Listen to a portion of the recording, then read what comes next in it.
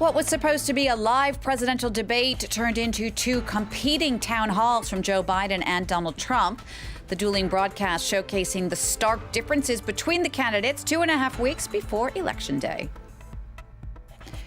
More Brexit drama in Brussels. British Prime Minister Boris Johnson due to answer a demand from the EU to either compromise more on trade or head into a potential no deal.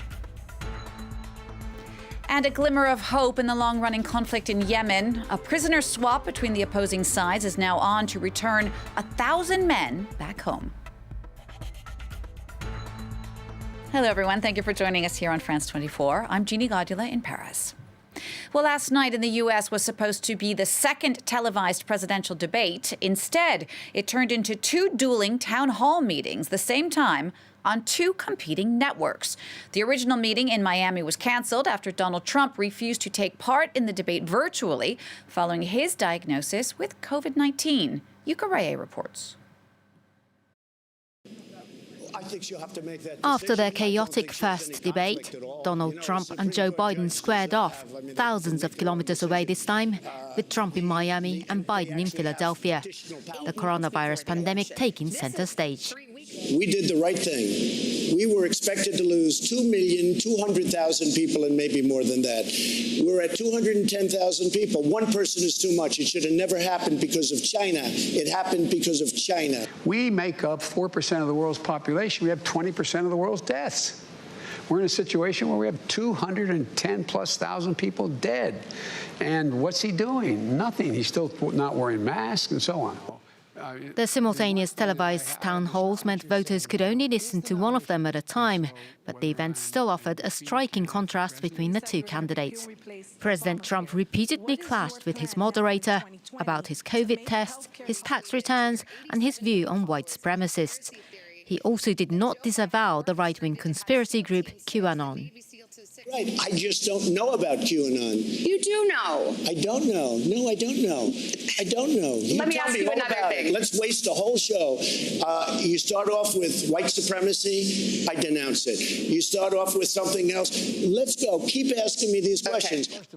Biden, meanwhile, was pressed to clarify his position on contentious issues like expanding the U.S. Supreme Court. I have not been a fan of court packing because I think it just generates what will happen. Whoever wins, it just keeps moving in a way that is inconsistent with what is going to be manageable. So you're still not a fan? Well, I'm not a fan. I then say it depends on how this turns out. People working in a, 2.5 weeks before the election, it's not clear whether the night proved a decisive moment that could turn the tide of this race.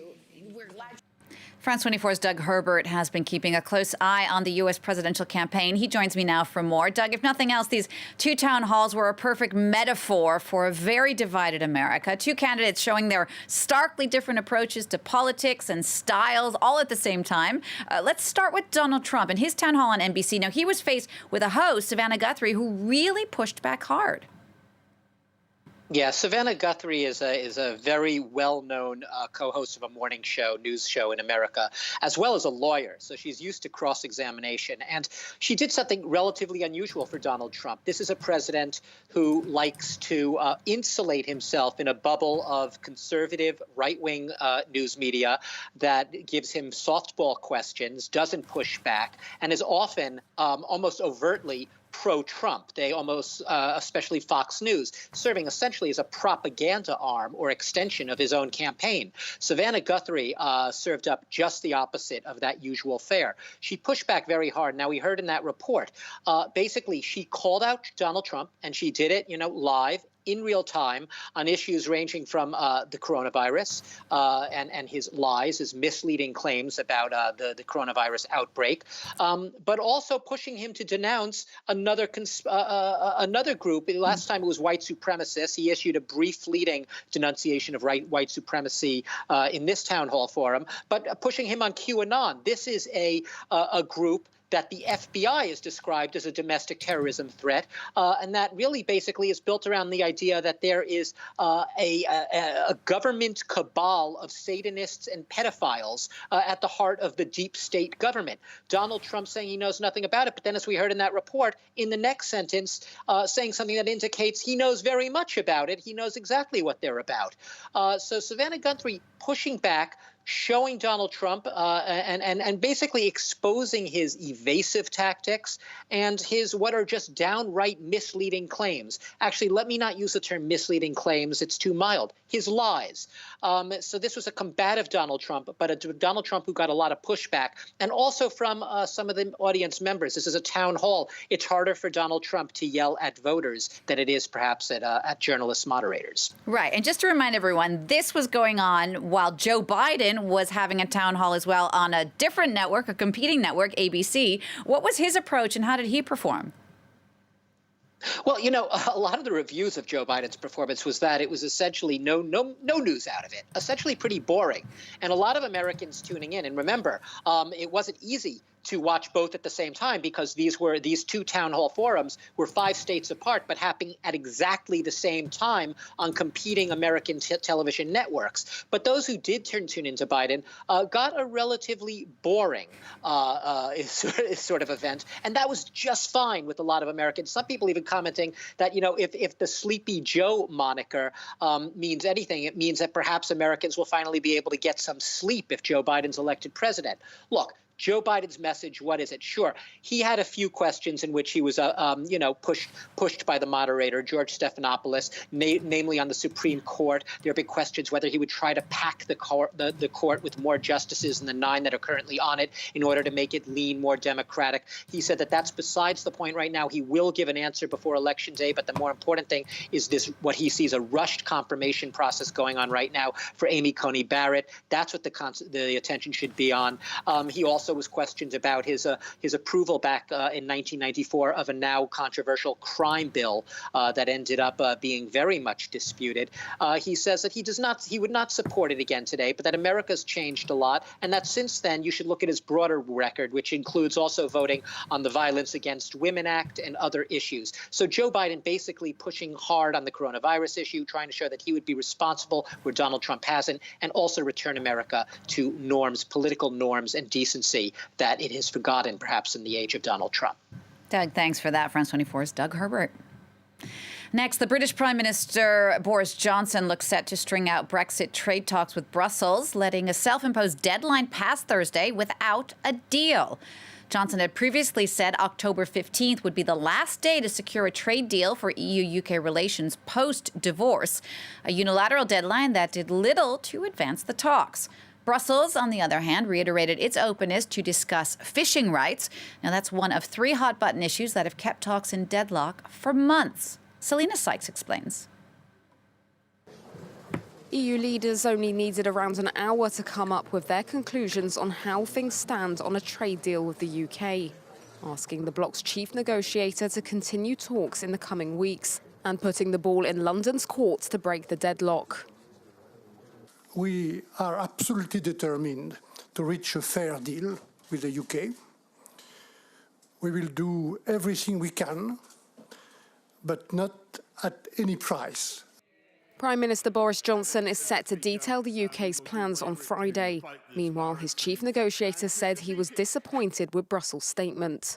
Surprised by suggestion that to get an agreement, all future moves must come from UK. It's an unusual approach to conducting a negotiation. 3.5 years after the British voted to leave, the UK formally exited the bloc on January the 31st.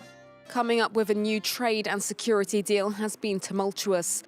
Among the thorny issues, defining a level playing field for trade, a legal oversight system and fishing rights. While saying the EU could live without a trade deal, German Chancellor Angela Merkel said the bloc needed to show more willingness to compromise. Noch viel Arbeit zu leisten. Wir haben Großbritannien gebeten, im Sinne eines Abkommens auch weiter kompromissbereit zu sein. Das schließt natürlich ein, dass auch wir Kompromisse machen müssen. Jede Seite hat ihre roten Linien. Both sides warn that a no deal is better than a bad one. A trade agreement, though, could potentially save hundreds of thousands of jobs in the midst of an economic crisis brought on by the coronavirus pandemic.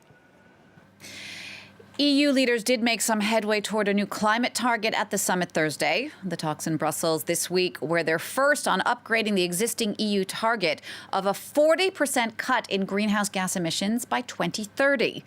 The EU leaders, though, did defer a deal on the emissions cutting goal to December, leaving more time to forge a united response to climate change. That comes as coronavirus numbers are soaring in Europe. In France, the number of people who tested positive over the past 24 hours exceeded 30,000 Thursday, and this for the first time ever. The number of people who have died from the novel coronavirus over the same 24-hour period was 88, bringing the total number of deaths in France since the start of the pandemic to 33,100. The French president has set out a series of new measures to fight the spread, including 9 p.m. curfews in 9 French cities, including Paris. The French city of Rouen in Normandy is one of those cities targeted by Macron's latest measures to introduce a curfew. But unlike other cities, Rouen is still below the official threshold to kick off that maximum alert level. Despite that, officials there have been ordered to impose the curfew, much to the dismay of bars, theaters, and restaurants. Andrew Hillier has the details. In the picturesque city of Rouen, few expected the latest government measures. Il y a eu des bruits qui couraient, disant qu'il y aurait un potentiel couvre-feu. Après, c'est vrai qu'on ne s'attendait pas forcément à ce que Rouen soit dedans. Residents say they were taken aback because unlike cities like Paris, Marseille or Lille, Rouen hasn't been placed on maximum alert against coronavirus. But in recent days, infection rates have been climbing rapidly and intensive care beds are filling up in hospitals. So from Saturday, a curfew will be in place.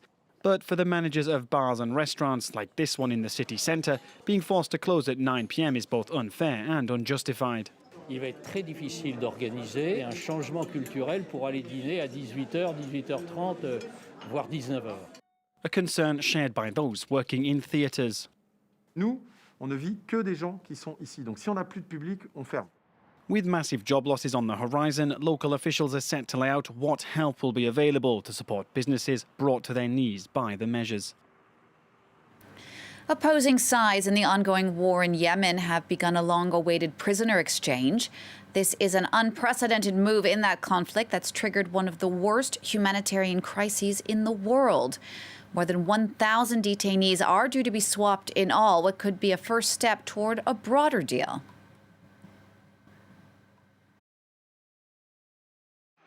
It's a breakthrough in Yemen's unending civil war, the biggest prisoner swap since the conflict began.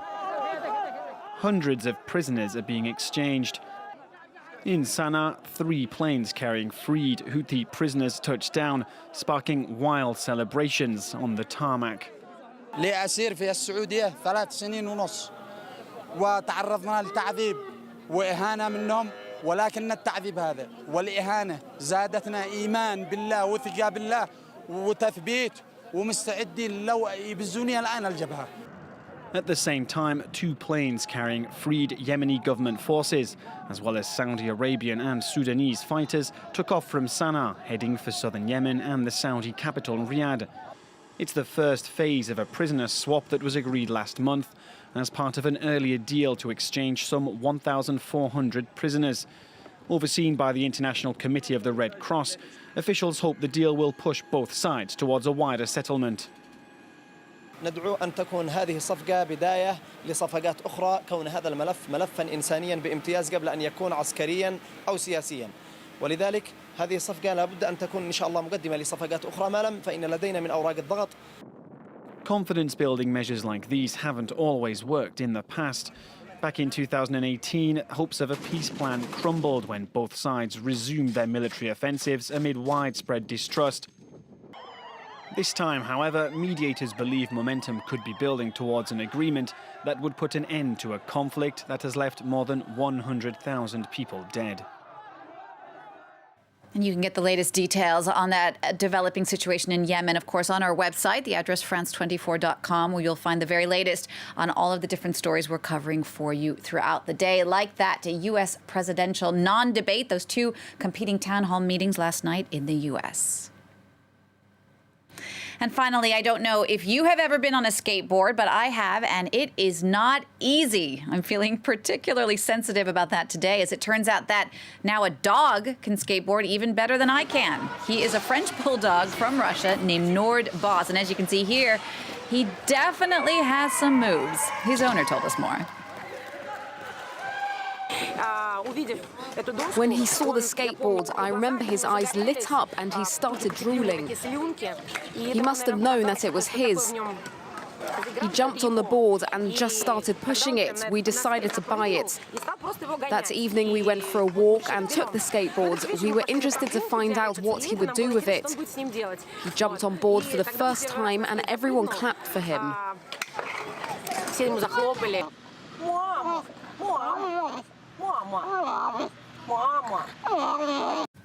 Well, that's a nice break from the news. Thanks so much for watching France 24. Stay with us. I'll be back in 15 minutes with more.